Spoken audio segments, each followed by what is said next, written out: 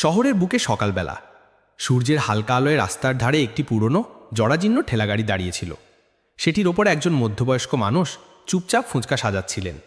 তার ঝুঁকে থাকা কোমর, নোংরা কাপড় এবং ক্লান্তিতে ভরা মুখের কুঁচকে যাওয়া চামড়া দেখে কেউ আন্দাজও করতে পারত না যে ইনি সেই ব্যক্তি যার ভয় গোটা জেলার বড় বড় অফিসাররা কাঁপে।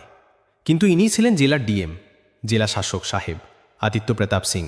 তিনি একটি গভীর শ্বাস নিলেন। তার চোখ রাস্তার সেই শেষ প্রান্ত পর্যন্ত গেল যেখানে প্রায় পুলিশের জিপ এসে দাঁড়ায়। তিনি মনে মনে ভাবলেন, আজ যদি আমি নিজের চোখে না দেখি যে এই মানুষগুলো কিভাবে গরিবদের শোষণ করে, তাহলে আমার অফিসার হওয়ার কোনো অর্থ নেই।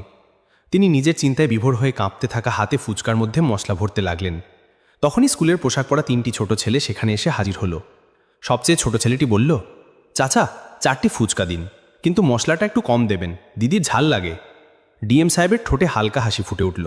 তিনি বললেন, আচ্ছা বাবা, এক্ষুনি বানাচ্ছি। তিনি তাদের জন্য ফুচকা দিতেই যাচ্ছিলেন, এমন সময় একটি সাদা জিপ এসে রাস্তায় থামল। জিপ থামতেই পরিবেশ হঠাৎ বদলে গেল। মানুষজন ঠেলাগাড়ি থেকে দূরে সরে একপাশে দাঁড়িয়ে পড়ল। দরজা খুলল এবং ভারী পদক্ষেপে দারোগা হরিরাম চৌধুরী নেমে এলেন। তিনি দাপটের সাথে বললেন, হয়ে কে রে তুই?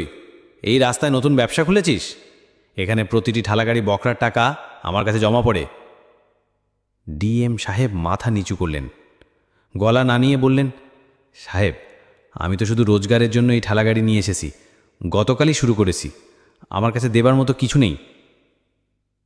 দারোগা ঠাট্টা করে হাসলেন। তারপর তিনি এক এক পা করে ঠেলাগাড়ির কাছে এগোতে লাগলেন। তার ভারী জুতোয় শব্দ শুনে বাচ্চারা ভয়ে পিছিয়ে গেল। তিনি ঠেলাগাড়ির উপর ঝুঁকে বললেন, টাকা নেই অথচ দোকান খুলেছিস? শোন, এই রাস্তাটা আমার। এখানে ব্যবসা করলে প্রতি মাসে বখরা দিতে হবে।